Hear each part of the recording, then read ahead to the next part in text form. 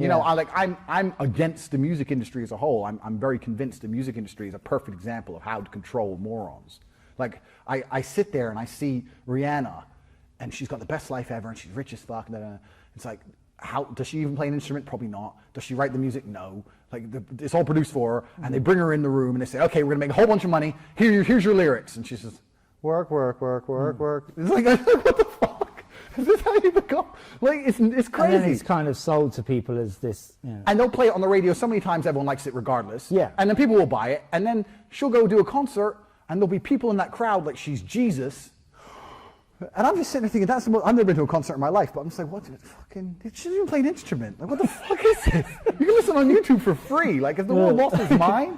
But this is the world. And like you said, no one gives a shit about the important stuff. Everyone's concerned with this absolute garbage. And it's a big tapestry. It's a web. But, you know, for the same reason you externalize your problems, it's the same reason you idolize someone else or externalize your happiness sources.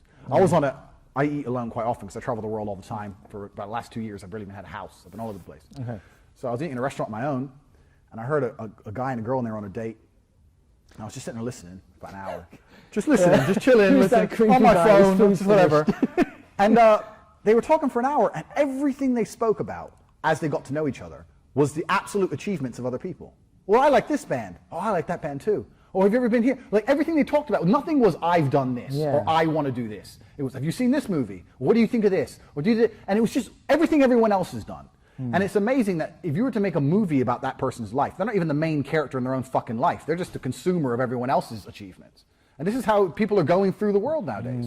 And they're wondering why they're unhappy. Well, if you're externalizing your happiness to some football team who doesn't even know you exist, you know, they have to win for you to be happy. Like, if you can externalize everything and have no self-control and just be a feather in the wind, well, then life's going to kick your ass and you're going to end up a shit muncher and that's where you're going to end up. It's tough.